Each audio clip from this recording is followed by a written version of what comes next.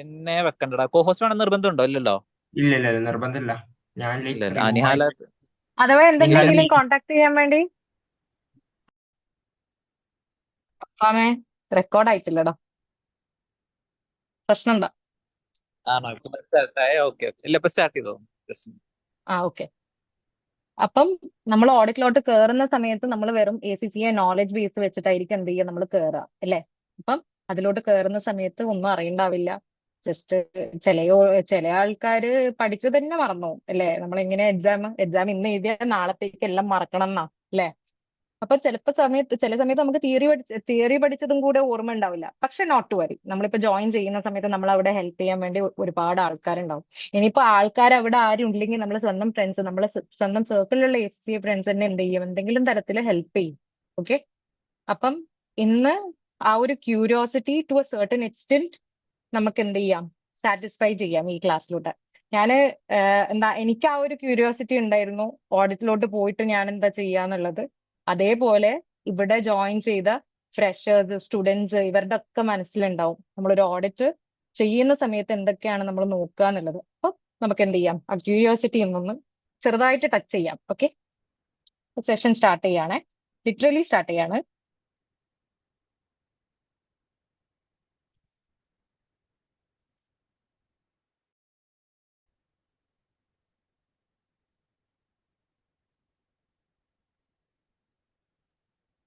Screen share ചെയ്യുന്നത് എല്ലാവർക്കും കാണുമെന്ന് വിചാരിക്കുന്നു. എന്തെങ്കിലും തരത്തിലുള്ള ഗ്ലിച്ച് ഉണ്ടെങ്കിൽ എന്ത് ചെയ്യുക, ചാറ്റ് ബോക്സ് യൂസ് ചെയ്ത് പറയാം. ഓക്കെ. ഫസ്റ്റ് ഓഫ് ഓൾ, ഇവിടെ എത്ര ആൾക്കാർ വർക്കിംഗ് ആണെന്ന് എനിക്കൊന്ന് അറിയണം. ഒന്ന് ജസ്റ്റ് ഒന്ന് അവിടെ റിയാക്ഷൻ ഉണ്ടെങ്കിൽ ഒന്ന് തംസപ്പോ അല്ലെങ്കിൽ ഇതോ എന്തെങ്കിലും ഒന്ന് കാണിക്കൂ, നോക്കട്ടെ. My my signature thing. കൈ വെക്കടോ.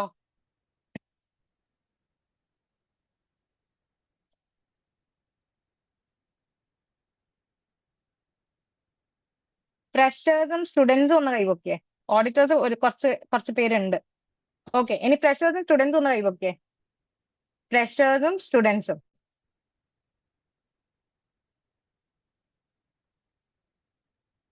കൈവക്കൽ എന്റെ ട്രേഡ് മാർക്കാ. നിങ്ങൾ എന്റെ സ്റ്റിക്കർ ഒന്നും ആക്കരുതേ. ഫ്രഷേഴ്സും സ്റ്റുഡൻസും. Okay.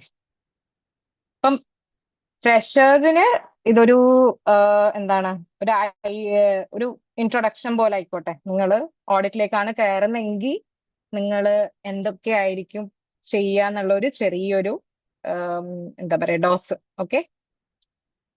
So we can start. If A company handed you the financials today, എങ്ങനെയായിരിക്കും നിങ്ങൾ അവരെ ട്രസ്റ്റ് ചെയ്യുക? അവർ തരുന്നതൊക്കെ ഫേസ് വാല്യൂ ആയിട്ട് നമ്മൾ ആക്സെപ്റ്റ് ചെയ്യുമോ? ആസ് എൻ ഓഡിറ്റർ, അല്ലെങ്കിൽ പോട്ടെ ഒരു as an ACCA student who studied audit, നമ്മൾ അവരെ വിശ്വസിക്കുകയോ ഇല്ലയോ? ചാറ്റില് വേഗം റിപ്ലൈ ചെയ്യും.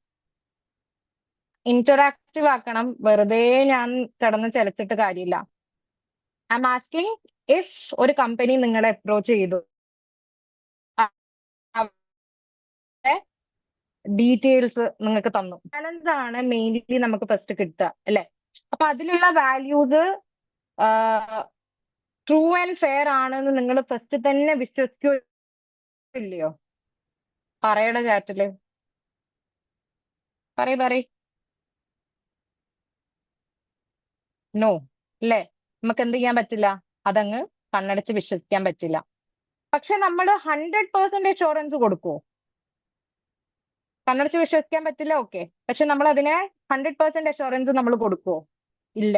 അതും എന്ത് ചെയ്യാൻ പറ്റില്ല, നമുക്ക് കൊടുക്കാൻ പറ്റത്തില്ല. അപ്പൊ അവിടെയാണ് രണ്ട് എലമെന്റ്സ് വരുന്നത്, ആബ്സല്യൂട്ട് അഷുറൻസും റീസണബിൾ അഷുറൻസും. നിങ്ങൾ AA പഠിച്ച കേസാണ്. ആബ്സല്യൂട്ട് അഷുറൻസ് എന്ന് വെച്ച് കഴിഞ്ഞാൽ ഒരു കമ്പനിയുടെ 100% കാര്യങ്ങൾ നമ്മൾ എന്ത് ചെയ്യുക, വെരിഫൈ ചെയ്യുക അല്ലെ. മിസ്റ്റേക്സ് ഒന്നും ഇല്ലാന്ന് കണ്ടെത്തുക, എറേഴ്സ് ഒന്നും ഇല്ലാന്ന് കണ്ടെത്തുക, അതാണ് ആബ്സല്യൂട്ട് അഷുറൻസ്. ഈ ഒരു കാര്യം എന്താണ്, ഇംപോസിബിൾ ആണ്, നമ്മൾ ചെയ്യത്തില്ല. കാരണം ഒരു കമ്പനി ഒരു കൊല്ലം കൊണ്ട് ചെയ്യുന്ന കാര്യങ്ങൾ നമ്മൾ ഇന്ന ഫ്യൂ ഡേയ്സ് വെരിഫൈ ചെയ്യാന്ന് പറയുന്നത്, മൊത്തത്തിൽ വെരിഫൈ ചെയ്യാന്ന് പറയുന്നത് നെക്സ്റ്റ് ടു ഇംപോസിബിൾ ആണ്. അപ്പൊ നമ്മൾ കൊടുക്കുന്ന അഷുറൻസ് എന്താണ്, റീസണബിൾ അഷുറൻസ് ആണ്. നമ്മൾ എന്താ കൊടുക്കുക, റീസണബിൾ അഷുറൻസ് ആണ് നമ്മൾ കൊടുക്കുക.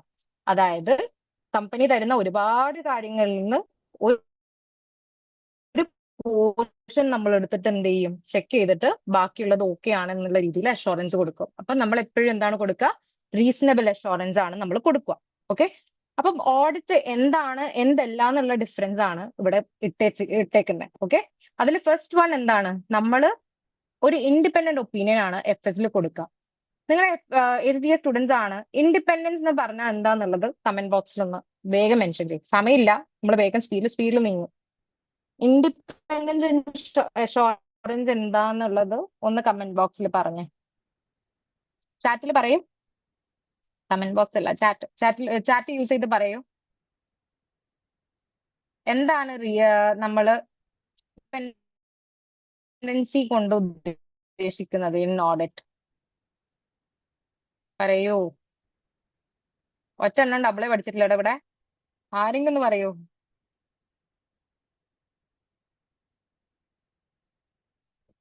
എന്റെ കണക്ഷൻ, എന്റെ റെക്കോർഡിംഗ് ഓക്കെ ആണോ? I mean my voice is okay, clear ആണോ? സ്റ്റേബിൾ എന്ന് പറഞ്ഞിട്ട് വരുന്നുണ്ട്, അതുകൊണ്ടാണ് ചോദിച്ചത്. ഒരു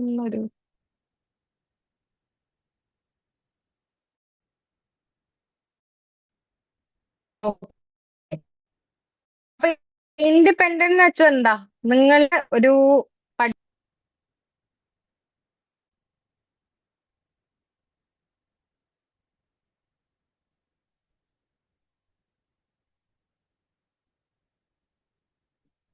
ഇൻഡിപെൻഡൻസ് എന്താണ് ഓഡിറ്റില്?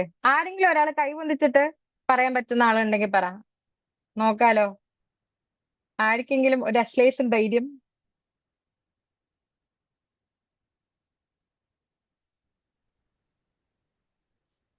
ആരുമില്ല. അൺബയസ്ഡ് ഒപ്പീനിയൻ, പിന്നെന്താണ്, സീറോ ഒബ്ലിഗേഷൻ, വേറെ?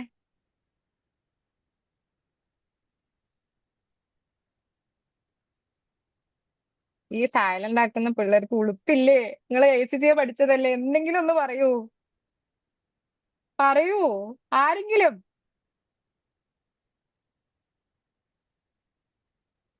Not favouring to anyone. Okay, അപ്പൊ ഏകദേശം എനിക്ക് അറ്റ്ലീസ്റ്റ് ഒരു 3 ആൻസർ കിട്ടിയാൽ മതി. ഓക്കെ, സോ അത് വെച്ച് ഞാൻ മൂവ് ഓൺ ചെയ്യാം. അപ്പൊ ഇൻഡിപെൻഡൻസ് എന്താന്ന് വെച്ച് കഴിഞ്ഞാൽ, നമ്മൾ ഓഡിറ്റ് ചെയ്യുന്ന സമയത്ത് നമ്മളുടെ ഒപ്പീനിയൻ എന്തായിരിക്കണം, നമ്മളുടേത് മാത്രമായിരിക്കണം. അതായത് വേറൊരാളുടെ ഇൻഫ്ലുവൻസിലോ വേറൊരാൾക്ക് ബയസ്ഡ് ആയിട്ടോ നമ്മൾ എന്ത് ചെയ്യരുത്, നമ്മളുടെ ഒപ്പീനിയൻ പറയരുത്. നമ്മളുടെ ഒപ്പീനിയൻ നമ്മൾക്ക് മാത്രമായിരിക്കണം. അതിനാണ് ഇൻഡിപെൻഡന്റ് ഒപ്പീനിയൻ എന്ന് പറയുന്നത്, അല്ലേ? ഇനി രണ്ടാമത്തത്, ഓഡിറ്റ് എപ്പോഴും നമ്മൾ എവിഡൻസ് ബേസ്ഡ് അല്ലെങ്കിൽ റിസ്കിന്റെ ബേസിസിലാണ് നമ്മൾ ചെയ്യുക. ഓക്കെ, അപ്പൊ എന്ത് കാര്യം നമ്മൾ എടുക്കുന്ന സമയത്തും അതിനൊരു എവിഡൻസ് ഉണ്ടാവണം. ആൻഡ് പ്രത്യേകം ശ്രദ്ധിക്കുക, കമ്പനി ജനറേറ്റഡ് എവിഡൻസ് അല്ല നമ്മൾ നോക്കുന്നത്, തേർഡ് പാർട്ടിയിൽ നിന്ന് നമുക്ക് കിട്ടാൻ പറ്റുന്ന എവിഡൻസസ് ആണ് എന്ത് ചെയ്യുക, നമ്മൾ കളക്ട് ചെയ്യാം. ഓക്കെ അല്ലേ? ഇനി അടുത്തത് പറയാച്ചാ, ഓഡിറ്റില് നമ്മൾ എപ്പോഴും പ്രൊഫഷണൽ സ്കെപ്റ്റിസിസം മെയിൻറ്റെയിൻ ചെയ്യണം. അതായത് ക്ലയന്റ് എന്ത് തന്നാലും അതിനെ നമ്മൾ ക്വസ്റ്റ്യൻ ചെയ്യാം. ഓക്കെ, എന്തെങ്കിലും ഒരു സാധനം നിങ്ങൾക്ക് കിട്ടിക്കഴിഞ്ഞാൽ എന്ത് ചെയ്യണം, കമ്പനീനെ അല്ലെങ്കിൽ ക്ലയന്റിനെ നമ്മൾ എന്ത് ചെയ്യും, ക്വസ്റ്റ്യൻ ചെയ്യും. അതിനോട് ഒന്നും നമ്മൾ എന്താ പറയാ, മൊത്തത്തിൽ അങ്ങോട്ട് ഫസ്റ്റ് കിട്ടിയ പാടനെ എന്ത് ചെയ്യില്ല, ആക്സെപ്റ്റ് ചെയ്യത്തില്ല. നമുക്കുള്ള ഡൗട്ട്സും കാര്യങ്ങളൊക്കെ നമ്മൾ എന്ത് ചെയ്യും, എപ്പോഴും ചോദിച്ചിരിക്കും. ഓക്കെ അല്ലേ? ഇനി അടുത്ത് ഞാൻ പറഞ്ഞതുപോലെ തന്നെ നമ്മൾ റീസണബിൾ അഷുറൻസ് ആണ് കൊടുക്കുക. നമ്മൾ 100% ഒരിക്കലും എന്ത് ചെയ്യില്ല, മൊത്തത്തിൽ നോക്കത്തില്ല. ഓക്കെ, ഇനി നമ്മുടെ റീസണബിൾ അഷുറൻസ് നമ്മൾ എടുക്കുന്നു എന്ന് പറയുന്നു, അല്ലെ? അപ്പൊ റീസണബിൾ അഷുറൻസിൽ നോർമലി എന്താണ് ചെയ്യുന്നത്, നമ്മളൊരു പോർഷൻ ആണ് എന്ത് ചെയ്യുക, ചെക്ക് ചെയ്യുക, അല്ലെ? അപ്പൊ ആ പോർഷൻ ചെക്ക് ചെയ്യുന്ന സമയത്ത് നമ്മൾ അതിനെങ്ങനെയാണ്, ഇതാണ് നമുക്ക് എടുക്കേണ്ടതല്ലാത്തതെന്ന് എങ്ങനെയാ മനസ്സിലാക്കാം, മെറ്റീരിയാലിറ്റി ബേസിസിലാണ്. ഓക്കെ, അപ്പൊ മെറ്റീരിയാലിറ്റി വെച്ചിട്ടാണ് എന്ത് ചെയ്യുക, നമ്മൾ റീസണബിൾ അഷുറൻസ് നമ്മൾ പ്രൊവൈഡ് ചെയ്യുക. അപ്പൊ മെറ്റീരിയാലിറ്റിയുടെ ബേസിസിലായിരിക്കും നമ്മൾ സാമ്പിൾസ് കളക്ട് ചെയ്യുന്നത്. പോർഷൻ എന്ന് വെച്ചാൽ ഞാൻ ഉദ്ദേശിക്കുന്നത് സാമ്പിൾസ് ആ. ഇപ്പൊ എനിക്ക് ഒരുപാട് ലെഡ്ജേഴ്സ് കിട്ടിയിട്ട് ആ ലെഡ്ജേഴ്സ് മൊത്തത്തിൽ എനിക്ക് എന്ത് ചെയ്യാൻ പറ്റില്ല, സ്ക്രൂട്ടനൈസ് ചെയ്ത് നോക്കാൻ പറ്റത്തില്ല. അപ്പൊ ഞാൻ എന്ത് ചെയ്യും, അതിൽ കുറച്ച് കാര്യങ്ങൾ മാത്രം എന്ത് ചെയ്യും, ഞാൻ പിക്ക് ചെയ്ത് മെറ്റീരിയാലിറ്റി നോക്കിയിട്ട് എന്ത് ചെയ്യും, മെറ്റീരിയാലിറ്റിയുടെ ബേസിസിൽ ഞാൻ എന്ത് ചെയ്യും, സാമ്പിൾസ് സെലക്ട് ചെയ്യും. ക്ലിയർ അല്ലേ? ഇനി ഓഡിറ്റ് എന്തല്ല, നമ്മളൊരു ഫ്രോഡ് ഡിറ്റക്ഷൻ സർവീസ് അല്ല. നമ്മൾ ക്ലയന്റിന്റെ ഫ്രോഡ് കണ്ടുപിടിക്കാനല്ല നമ്മൾ അവിടെ ഉള്ളത്. അങ്ങനെയാണെങ്കിൽ അവർക്ക് വലിയ വലിയ സാലറി ഒന്നും കൊടുത്തിട്ട് എന്ത് ചെയ്യണ്ട, ആൾക്കാരെ അവിടെ വെക്കേണ്ട ആവശ്യമില്ല. ഓക്കെ, സോ നമ്മളുടെ ഡ്യൂട്ടി ബേസിക്കലി എന്താണ്, നമ്മൾ ചെയ്യുന്നത് എന്താണ്? ഫ്രോഡ് ഡിറ്റക്ഷൻ അല്ല. ഓക്കെ അല്ലേ? ഇനി നമ്മൾക്ക് എന്ത് ചെയ്യാൻ പറ്റത്തില്ല? ഈച്ച് ആൻഡ് എവറി ട്രാൻസാക്ഷൻ നോക്കാൻ പറ്റത്തില്ല. As I have told you earlier, ഒരു ക്ലയന്റ് ഒരു കൊല്ലം കൊണ്ട് ചെയ്യുന്ന കാര്യങ്ങൾ നമുക്ക് 3-4 ദിവസത്തിനുള്ളിൽ എന്ത് ചെയ്യാൻ പറ്റില്ല? ചെക്ക് ചെയ്യാൻ വേണ്ടി പറ്റില്ല. That is impossible. ഓക്കെ. ഇനി നമ്മൾ കൊടുക്കുന്നത് ഒരു ഫിനാൻഷ്യൽ ഹെഡ് സർട്ടിഫിക്കറ്റ് അല്ല. അതായത് നമ്മൾ ആ കമ്പനി ഫിനാൻഷ്യലി ഗുഡ് ആണ്, ഫിനാൻഷ്യലി ബാഡ് ആണെന്നൊക്കെ പറഞ്ഞിട്ടല്ല നമ്മൾ കൊടുക്കുന്നത്. ഓക്കെ അല്ലേ? പിന്നെന്താണ്? നമ്മൾ ആബ്സല്യൂട്ട് അഷുറൻസ് കൊടുക്കത്തില്ല. ഓക്കെ. ഇനി എന്താണ്? മാനേജ്മെന്റിന്റേതായ പണി ജോബ്സ്, അതായത് അവർക്ക് എന്താണോ ഏൽപ്പിച്ചിട്ടുള്ളത് അത് അവർ ചെയ്യും. അവർ ചെയ്ത കാര്യം നമ്മൾ ഏറ്റെടുക്കും.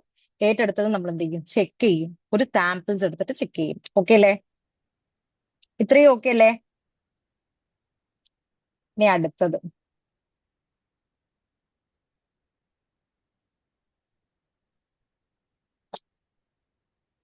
Audit mind set. ഓക്കെ. ഓഡിറ്റിൽ ഞാൻ ഫസ്റ്റ് പറഞ്ഞു, ക്ലയന്റ് പറഞ്ഞത് നമ്മൾ എന്ത് ചെയ്യില്ല? അപ്പടി വിശ്വസിക്കില്ല. അതാണ് പ്രൊഫഷണൽ സ്കെപ്റ്റിസിസം. നമ്മൾ എന്ത് തന്നെ ആയാലും, എന്ത് കിട്ടിയാലും നമ്മൾ എന്ത് ചെയ്യും? ക്വസ്റ്റ്യൻ ചെയ്യും അതിനെ. അതെങ്ങനെ വന്നു? അതെന്തുകൊണ്ടാണ് അങ്ങനെ? അല്ലെ? നമ്മളിപ്പോ ചെയ്യുന്ന സമയത്ത് ചിലപ്പോൾ റവന്യൂ കറക്റ്റ്ലി റെക്കോർഡഡ് ആയിരിക്കില്ല, ചിലപ്പോൾ ലയബിലിറ്റീസ് കറക്റ്റ്ലി വന്നിട്ടുണ്ടാവില്ല. അപ്പൊ അതൊക്കെ നമ്മൾ എന്ത് ചെയ്യണം? ക്വസ്റ്റ്യൻ ചെയ്യണം. ഓക്കെ.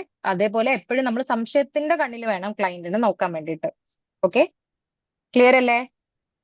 ഇനി അടുത്തത് പ്രൊഫഷണൽ ജഡ്ജ്മെന്റാ. ഇനി ഈ ഒരു കാര്യം ഓഡിറ്റ് ത്രൂ ഔട്ട് ഉള്ള ഒരു കാര്യമാണ്. നമ്മള് നമ്മൾക്ക് ഏകദേശം ഒരു ഊഹാപോഹം വേണം. ഇന്നത് ഓക്കെ ആണ്, ഇന്നത് ഓക്കെ അല്ല. ഇനി ചിലപ്പോൾ മെറ്റീരിയാലിറ്റി ബേസിസ് അല്ലെങ്കിൽ കൂടെ നമുക്ക് ചെറിയ ചെറിയ ട്രാൻസാക്ഷൻസ് ചിലപ്പോൾ എടുത്തു കഴിഞ്ഞാൽ എന്ത് ചെയ്യും? അതിലൊരു അശപ്പശക് തോന്നിയിട്ടുണ്ടെങ്കിൽ അത് നമ്മുടെ പ്രൊഫഷണൽ ജഡ്ജ്മെന്റാ. ഇനിയിപ്പം കുറെ എറേഴ്സ് ഉണ്ട്, പക്ഷെ ആ എറേഴ്സ് എന്താണ്? നമുക്ക് മെറ്റീരിയൽ ആണോ അല്ലയോ എന്നുള്ളത് നമ്മൾ തീരുമാനിക്കണം. നമ്മളുടെ പ്രൊഫഷണൽ ജഡ്ജ്മെന്റാ. ഇനി അതും അല്ലെങ്കിൽ ഒരു ക്ലയന്റ്, ഇപ്പൊ നമ്മൾ ഒരു 2-3 കൊല്ലമായിട്ട് നമ്മൾ ചെയ്യുന്ന ഒരു ക്ലയന്റ് ആണ്. അപ്പൊ ഏകദേശം ഒരു ഊഹാപോഹത്തിൽ നമുക്കറിയാം ആ ക്ലയന്റ് എങ്ങോട്ടാണ് പോകുന്നത്, അയാളുടെ എസ് എങ്ങനെയായിരിക്കും ഒരു കൊല്ലം ഉണ്ടാവുക എന്നൊക്കെ ഉള്ളത്. അപ്പൊ അതൊക്കെ കൂടി നമ്മൾ എന്ത് ചെയ്യും? നമ്മളുടെ ആ ക്ലയന്റ് നോളജ് വെച്ചിട്ടും നമ്മുടെ എക്സ്പീരിയൻസ് വെച്ചിട്ടും നമ്മൾ എന്ത് ചെയ്യും? സർട്ടൻ പ്രൊഫഷണൽ ജഡ്ജ്മെന്റ്സ് എടുക്കും. അപ്പൊ audit is about professional judgement. ഇനി ലാസ്റ്റ്ലി മെറ്റീരിയാലിറ്റി. സോ നമ്മൾ സാമ്പിൾസ് എടുക്കുക മെറ്റീരിയാലിറ്റിയുടെ ബേസിസിലാണ്. ഓക്കെ. സോ ക്ലയന്റ് ഹ്യൂമൺ ആണ് അല്ലെ? മനുഷ്യന്മാർക്ക് എന്ത് പറ്റും? തെറ്റ് പറ്റിപ്പോവും അല്ലെ? അപ്പൊ മനുഷ്യന്മാർക്ക് പറ്റുന്ന തെറ്റ് എല്ലാം ക്രൂഷ്യൽ ആണെന്നുണ്ടോ?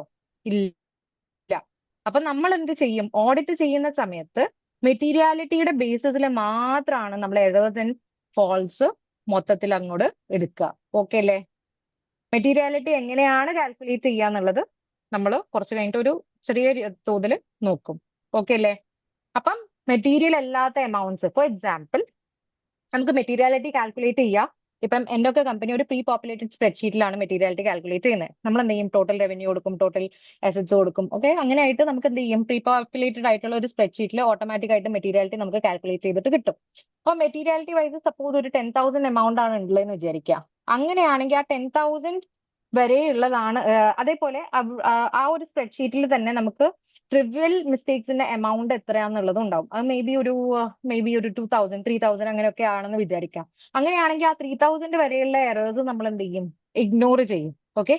അതേപോലെ മെറ്റീരിയാലിറ്റി കാൽക്കുലേഷനിൽ നമുക്ക് കിട്ടുന്ന ഫിഗർ വെച്ചിട്ടായിരിക്കും നമ്മൾ ലെഡ്ജേഴ്സും കാര്യങ്ങളൊക്കെ സെലക്ട് ചെയ്യുക. ഇനി ഇവിടെ ഒരു ഗ്ലിച്ച് ഉണ്ട്. പെർഫോമൻസ് മെറ്റീരിയാലിറ്റി ഉണ്ട്. ആർക്കാണ് പറയാൻ പറ്റുക? What is performance materiality? നിങ്ങളൊക്കെ ഇന്റർവ്യൂവിന് പോകേണ്ട ആളല്ലേ? എന്തെന്നായാലും ഒരു ഓഡിറ്റ് ഇന്റർവ്യൂ ആണെങ്കിൽ പെർഫോമൻസ് മെറ്റീരിയാലിറ്റി നിങ്ങളുടെ ഇന്റർവ്യൂവർ നിങ്ങളോട് ചോദിക്കും. ഒന്ന് പറഞ്ഞേ, കമന്റ് ബോക്സിൽ ഒന്ന് പറഞ്ഞു. What is performance materiality? ആയിരിക്കാ പറയാൻ പറ്റുക? 30 ആളുണ്ട്. അതിൽ പോട്ടെ, ഒരു 20 ആൾക്കാർ ശ്രദ്ധിക്കുന്നു ഞാൻ കൂട്ടാം. ആരെങ്കിലും ആയിട്ട് പറഞ്ഞേ, വാട്ട് ഇസ് പെർഫോമൻസ് മെറ്റീരിയാലിറ്റി? ആയിരിക്കാ പറയാൻ പറ്റുക?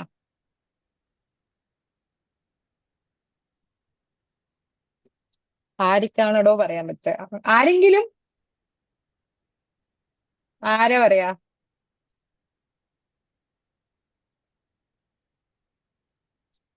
ആരിക്കാ പറയാൻ പറ്റുക? What is performance materiality? Tell me.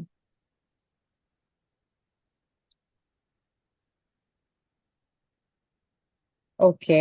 Level below material level. വേറെ ബിലോ സെറ്റ് ചെയ്യുന്ന മെറ്റീരിയാലിറ്റി ത്രെഷോൾഡ് അല്ലേ? Set below materiality.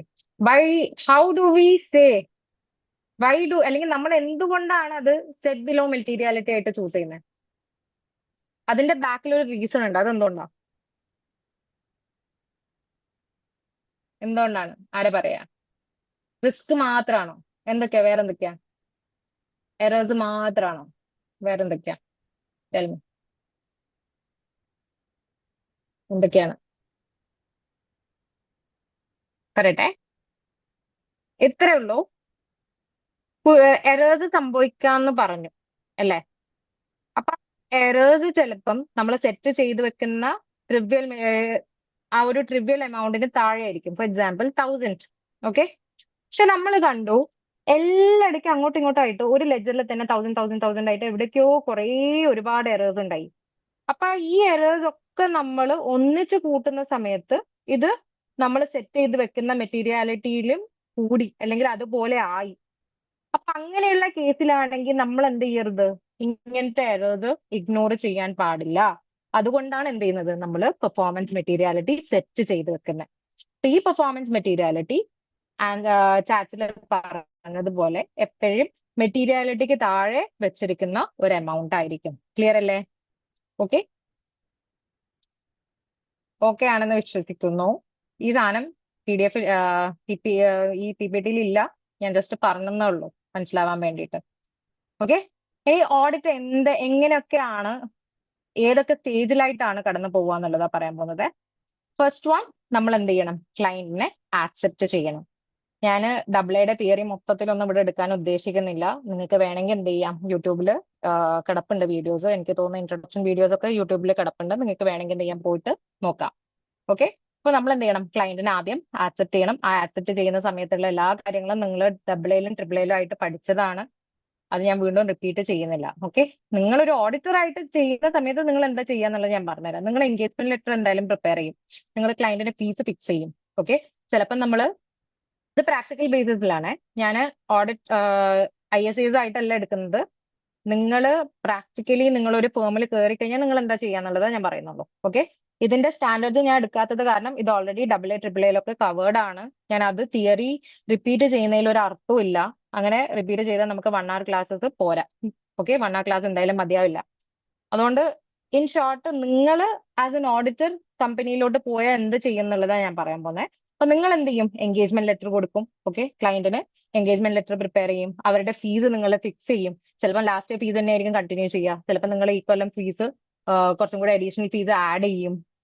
ക്ലയന്റിന്റെ സമ്മതത്തോടെ ക്ലയന്റ് അത് ഒപ്പിട്ടിട്ടുണ്ടെങ്കിൽ നമ്മൾ ക്ലയന്റിനെ ആക്സെപ്റ്റ് ചെയ്ത് ബാക്കി കാര്യങ്ങൾ മൂവ് ഓൺ ചെയ്യും. ഓക്കെ അല്ലേ? ഇനി സെക്കൻഡ്ലി നമ്മൾ എന്ത് ചെയ്യും? Plan and assess risk. അതായത് നമ്മൾ ക്ലയന്റിന്റെ ഓക്കെ. വേറൊരു കാര്യം പറയാനുള്ളത്, നമ്മൾ ഓഡിറ്റ് സ്റ്റാർട്ട് ചെയ്യാന്ന് പറഞ്ഞു ഈ ഒരു സ്റ്റേജ് മൊത്തത്തിൽ കഴിഞ്ഞു. Okay. That means all the ISAs, all the formalities കഴിഞ്ഞു. ഓക്കെ. ബേസിക്കലി നമ്മൾ ഒരു ഓഡിറ്റ് സ്റ്റാർട്ട് ചെയ്യാണ്. അപ്പൊ ആ ഓഡിറ്റ് സ്റ്റാർട്ട് ചെയ്യുന്ന സമയത്ത് ജസ്റ്റ് മൊമെന്റ്,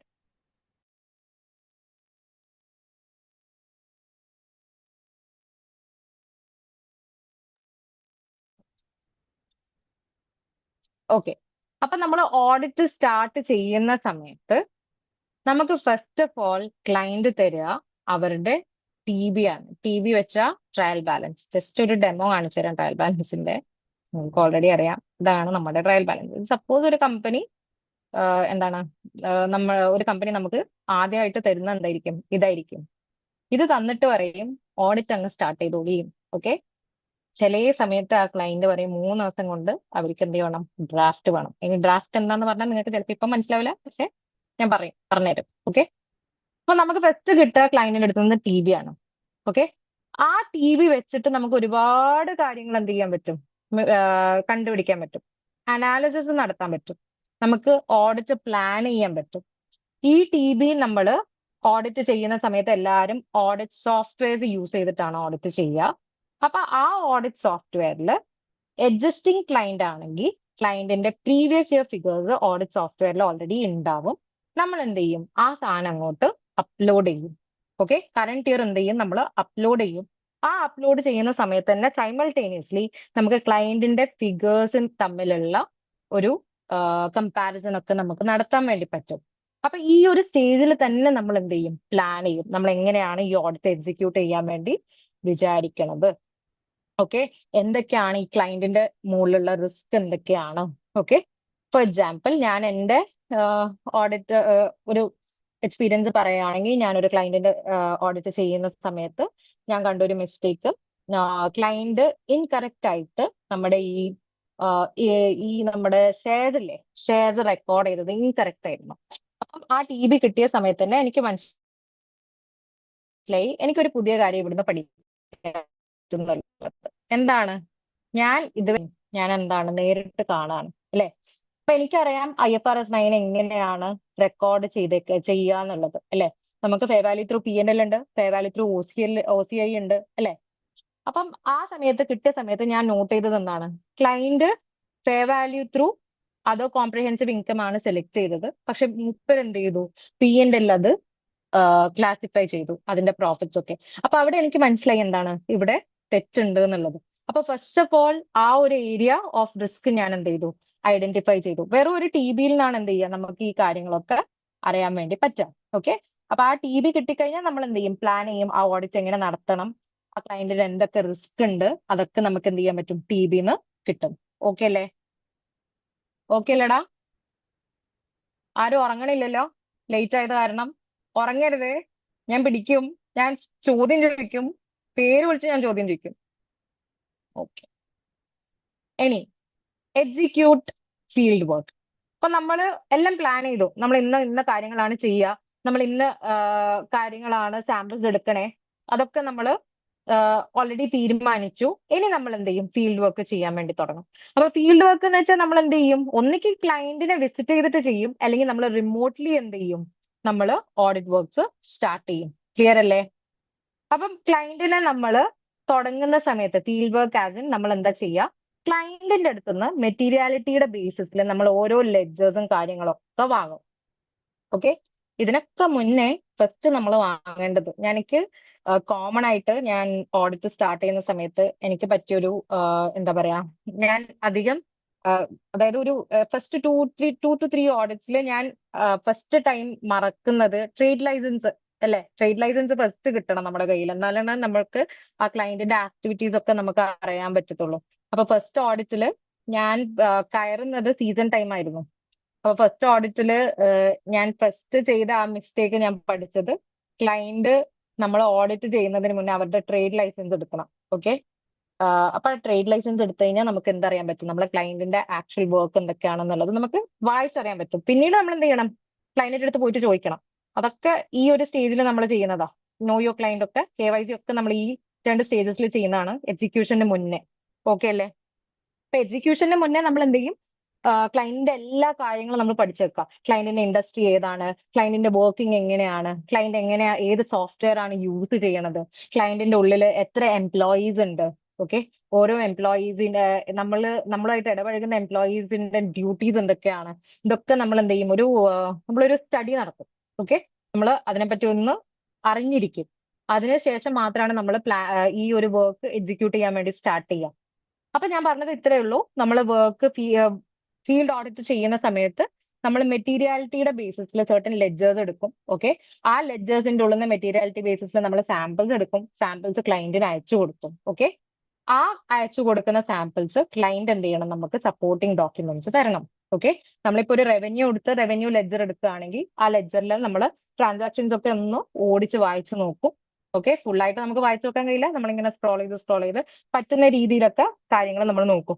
ക്ലയന്റ് നമുക്ക് ലെഡ്ജർ തരുന്ന സമയത്ത് അതിലൊരു കോളം ഡേറ്റിനുണ്ടാവും, അതിനൊരു കോളം സീരിയൽ നമ്പറിനുണ്ടാവും അല്ലെ. അപ്പൊ സീക്വൻഷ്യൽ ടെസ്റ്റിംഗ് ഒക്കെ നിങ്ങൾ ഇതിൽ പഠിച്ചിട്ടുണ്ട്, ഇന്റേണൽ കൺട്രോൾസിൽ പഠിച്ചിട്ടില്ലടോ?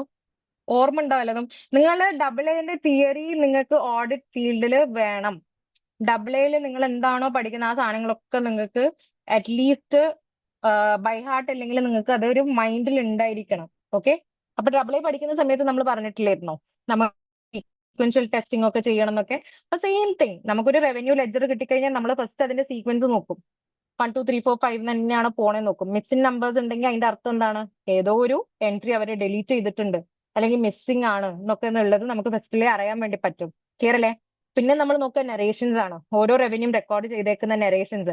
പിന്നെ റവന്യൂ ജനറലി ക്രെഡിറ്റ് സൈഡ് ആണ് വരിക. അപ്പൊ ഡെബിറ്റ് സൈഡ് ഉണ്ടെങ്കിൽ അത് എന്തുകൊണ്ട് വന്നു, ഇതൊക്കെ നമ്മൾ ചെയ്യും. ഇത് ജസ്റ്റ് റവന്യൂയുടെ മാത്രം ഞാൻ പറഞ്ഞ, അതുപോലെ ഓരോ ലെഡ്ജറും മെറ്റീരിയൽ ആയിട്ടുള്ള ലെഡ്ജേഴ്സ് ഒക്കെ എടുത്തിട്ട് നമ്മൾ എന്ത് ചെയ്യും, ഇതുപോലെ സ്ക്രൂട്ടനൈസ് ചെയ്യും. നമ്മൾ മൊത്തത്തിൽ എന്തോന്ന് അരിച്ച് പെറുക്കിയിട്ടാണ് നമ്മൾ സാമ്പിൾസ് എടുത്തു കൊടുക്കുക.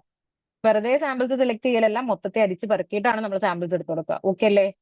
ഓക്കെ, അപ്പൊ അതാണ് ഫീൽഡ് വർക്ക് ആയിട്ട് ബന്ധപ്പെട്ടത്. ഫീൽഡ് വർക്ക് ബേസിക്കലി ക്ലയന്റിന്റെ എല്ലാ റെക്കോർഡ്സും സാമ്പിൾസ് എടുത്ത് ചെക്ക് ചെയ്യലാണ്. ഓക്കെ അല്ലേ?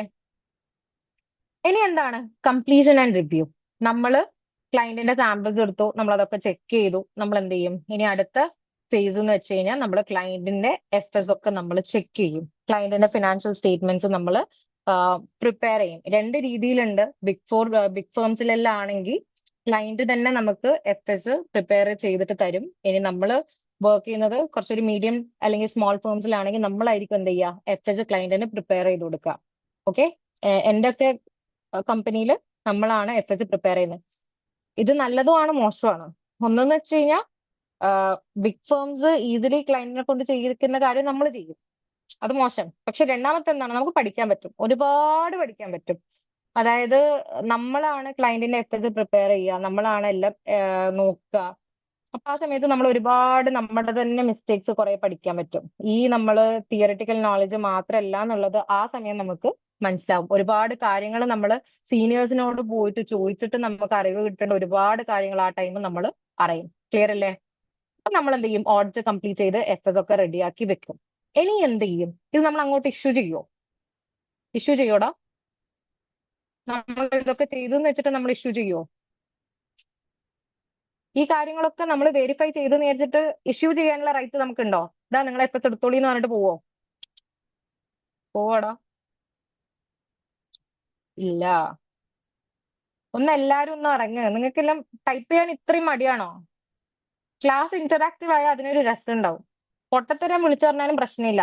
ഞാൻ അങ്ങനെ കുറേ പൊട്ടത്തരം വിളിച്ചറിയുന്ന കുട്ടികളുടെ ഇടയിൽ നിന്ന് വന്നതാ. So I M okay. I myself was someone like that. Even Nishal സാറിന്റെ ക്ലാസ്സിൽ സാറിനോട് ഒരുപാട് ഡൗട്ട് ചോദിച്ചിട്ട് സാർ ഒരിക്കൽ എന്റെ പേപ്പറിൽ വരച്ചിട്ടിട്ടുണ്ട്, ഇത് വേണ്ട, ഇത് പഠിക്കണ്ട എന്നുള്ള രീതിയിൽ. അറിയോ? സാറിനോട്, അതായത് ആവശ്യമില്ലാത്ത അനാവശ്യമായിട്ടുള്ള ഒരു ഡൗട്ട് ആയിരുന്നു. അപ്പൊ സാർ എന്ത് ചെയ്തു, പെണ്ണെടുത്തിട്ട് വന്നിട്ട് ഇങ്ങനെ കുത്തിയിട്ട് പറഞ്ഞു ഇത് വേണ്ട. അപ്പൊ അതുപോലെ നിങ്ങൾക്ക് ഡൗട്ട് വയ്ക്കാം. ഞാൻ ഈ സെഷൻ എടുക്കുന്ന സമയത്തുള്ള കാര്യങ്ങൾ നിങ്ങൾക്ക് എന്ത് ചെയ്യാം, അഭിപ്രായങ്ങൾ പറയാം. നിങ്ങൾക്ക് അറിയുന്ന കാര്യങ്ങൾ നിങ്ങൾക്ക് ചാറ്റ് ബോക്സിൽ ടൈപ്പ് ചെയ്യാം. അതൊക്കെ വായിക്കുമ്പോൾ എനിക്ക് സന്തോഷം,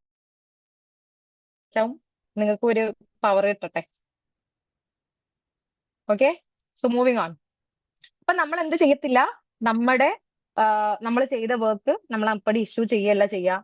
നമ്മുടെ ഫയൽ എന്ത് ചെയ്യണം, നമ്മൾ പ്രിപ്പയർ ചെയ്ത ഓഡിറ്റ് അല്ലെങ്കിൽ നമ്മൾ ചെയ്ത് വെച്ച ഓഡിറ്റ് വർക്ക് ആരെങ്കിലും റിവ്യൂ ചെയ്യണം അല്ലേ? അപ്പൊ നമ്മുടെ സീനിയർ മാനേജേഴ്സ്, വലിയ വലിയ ഫേംസിലാണെങ്കിൽ പാർട്ട്നേഴ്സ്, ഇവരൊക്കെ റിവ്യൂ ചെയ്യും. അതായത് നമ്മുടെ ഫയല് ഒരുപാട് നമ്മളെക്കാളും 10-12 ഇയേഴ്സ് അല്ലെങ്കിൽ 25 ഇയേഴ്സ് എക്സ്പീരിയൻസ് ഉള്ള ആൾക്കാരൊക്കെ എന്ത് ചെയ്യും, ഒന്ന് നോക്കും നമ്മൾ ചെയ്തത് കറക്റ്റ് ആണോ, അതിൽ നമ്മൾ ചെയ്യാത്ത കാര്യങ്ങൾ എന്തെങ്കിലും ഉണ്ടോ, കവർ ചെയ്യാത്തതായിട്ട് എന്തെങ്കിലും ഉണ്ടോ. അപ്പൊ അങ്ങനെയൊക്കെ എന്ത് ചെയ്യും, ഒരു സീനിയർ വന്നിട്ട് നമ്മൾ ചെയ്തതൊക്കെ ഒന്ന് ചെക്ക് ചെയ്യും. ഈ സമയത്താണ് എല്ലാവരുടെയും എന്താ പറയാ, നമുക്ക് ഫസ്റ്റ് ഒക്കെ തോന്നിപ്പോവും നമ്മൾ പൊട്ടന്മാരാണോ, ഇത്ര പൊട്ടന്മാരാണോ. നമ്മൾ പൊട്ടന്മാരല്ലടാ, അവർക്ക് എക്സ്പീരിയൻസ് കൂടുതലാ. അപ്പൊ നമ്മൾ കാണാത്ത കുറെ കാര്യങ്ങൾ അവര് ഷടപടേന്ന് പറഞ്ഞിട്ട് പിടിക്കും. ഓക്കെ അല്ലേ? ഇപ്പൊ എന്താണ്, നിങ്ങളൊരു ഓഡിറ്റ് ഫേമിൽ ജോയിൻ ചെയ്ത് കഴിഞ്ഞാൽ റിവ്യൂവിന്റെ സമയത്ത് നിങ്ങൾക്ക് തോന്നും നിങ്ങൾ പൊട്ടന്മാരാണ്, പക്ഷെ നിങ്ങൾ പൊട്ടന്മാരല്ല, നിങ്ങൾ പഠിക്കുന്നതാ. ഓക്കെ, ഞാൻ ഫസ്റ്റ് പോയപ്പം ഇത്ര 46 റിവ്യൂ പോയിന്റ്സ് അങ്ങനെ എന്തായാലും ഉണ്ടായിരുന്നു. നമ്മൾ ഈ റിവ്യൂ ചെയ്യുന്ന സമയത്ത് നമ്മൾ റിവ്യൂ ചെയ്യുന്ന സീനിയർ എന്ത് ചെയ്യും, നമുക്ക് പോയിന്റ്സ് തരും, എന്തൊക്കെ ഇനിയും അഡീഷണലി കവർ ചെയ്യണം, എന്തൊക്കെ ഇനിയും നോക്കണം എന്നൊക്കെ പറഞ്ഞിട്ട്. അപ്പം എന്താണ്, ചിലപ്പം 46, 60 അങ്ങനെയൊക്കെ പോയിന്റ്സ് ഉണ്ടാവും. അത്രയും കുറെ നമ്മൾ ക്ലിയർ ചെയ്യേണ്ടി വരും. വലിയ വലിയ ലിസ്റ്റഡ് ക്ലയൻസ് ഒക്കെ ആണെങ്കിൽ അത്രയും കുറെ റിവ്യൂ പോയിന്റ്സ് നമുക്ക് കിട്ടും ക്ലിയർ ചെയ്യാൻ വേണ്ടിയിട്ട്. അപ്പം ഫസ്റ്റത്തെ ഓഡിറ്റിൽ ഞാൻ വിചാരിച്ചു ഞാൻ പൊട്ടത്തെയാണ്, ലൈക്ക് 6 ഇയേഴ്സ് ഓഡിറ്റ് ടീച്ചിങ് ഒന്നുമല്ലേ ഇരുന്നോ ചിന്തിച്ച ഒരു സ്റ്റേജ് എനിക്ക് ഉണ്ടായിരുന്നു. പിന്നെ ശീലമായതെല്ലാം പിന്നെ പഠിച്ചു തുടങ്ങി. ഓക്കെ, ആദ്യമൊക്കെ കുറച്ച് ഉഴപ്പി, പിന്നെ പഠിച്ചു ഇപ്പോഴും പഠിക്കുന്നതാണ്. ഇപ്പോഴും നമുക്ക് എന്തായാലും നമ്മുടെ സീനിയേഴ്സിന്റെ അത്ര എക്സ്പീരിയൻസ് ഒന്നും നമുക്ക് ഉണ്ടാവില്ല. അവര് റീഡ് ചെയ്യുന്ന പോലെ നമുക്ക് ചിലപ്പോൾ റീഡ് ചെയ്യാൻ പറ്റിയെന്ന് വരൂല. ഓക്കെ, അപ്പൊ നമ്മളെപ്പോഴും ചെയ്യുന്ന സമയത്ത് ചില കാര്യങ്ങൾ നമ്മൾ കവേർഡ് ആയിരിക്കില്ല, ചില കാര്യങ്ങൾ നമ്മൾ മിസ്സായി പോയിണ്ടാവാം. അപ്പൊ ഇതൊക്കെ നമ്മൾ ഈ റിവ്യൂലാണ് നമ്മൾ പിടിക്കുക. ഓക്കെ അല്ലേ? അപ്പൊ ഇതാണ് കംപ്ലീഷൻ ആൻഡ് റിവ്യൂ പറയുന്നത്. ഇനി ലാസ്റ്റ് വൺ എന്താണ്? എല്ലാവരുടെയും റിവ്യൂ ഒക്കെ റിവ്യൂ 4 സ്റ്റേജസ് 5 സ്റ്റേജസ് ഒക്കെ ആക്കിയിട്ടുണ്ടാവും. ചെറിയ ചെറിയ സ്മോൾ ഫേംസ് ആണെങ്കിൽ ചിലപ്പോൾ ഒരു റിവ്യൂ ഒരാൾ മാത്രമേ റിവ്യൂ ചെയ്യുള്ളൂ, മാനേജർ മാത്രമേ റിവ്യൂ ചെയ്യുള്ളൂ. കുറച്ചും കൂടി വലിയ ഫേംസ് ആണെങ്കിൽ ചിലപ്പോൾ മാനേജറും ഡയറക്ടറും എക്സിക്യൂട്ടീവ് ഡയറക്ടറും ഒക്കെ റിവ്യൂ ചെയ്യും. അതിനെക്കാട്ടും വലിയ ഫേംസ് ആണെങ്കിൽ ഒരു 3-4 ആൾക്കാരുടെ ഇടയിൽ ഫയൽ പോയിട്ടായിരിക്കും അത് കംപ്ലീറ്റ് ആവുക. ഓക്കെ അല്ലേ? അപ്പൊ റിവ്യൂ എന്ന് പറയുന്ന സ്റ്റേജ് എന്താണ്? നമ്മൾ ചെയ്ത ഒരു കാര്യം നമ്മളെക്കാട്ടി എക്സ്പീരിയൻസ്ഡ് ആയിട്ട് നമ്മളെക്കാട്ടി നോളജ് ഉള്ള ഒരാള് നോക്കിയിട്ട് നമ്മളെ പാസ്സാക്കൽ. ഓക്കെ അല്ലേ?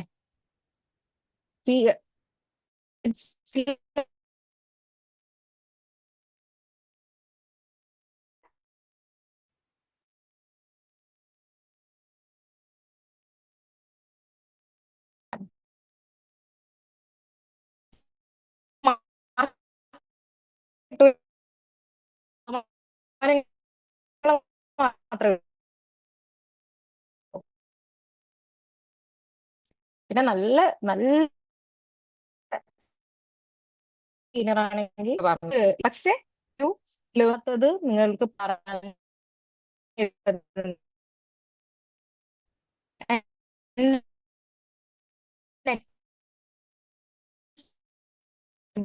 ആണോ അൺസ്റ്റേബിൾ എന്ന് പറഞ്ഞിട്ട് വരുന്നത്?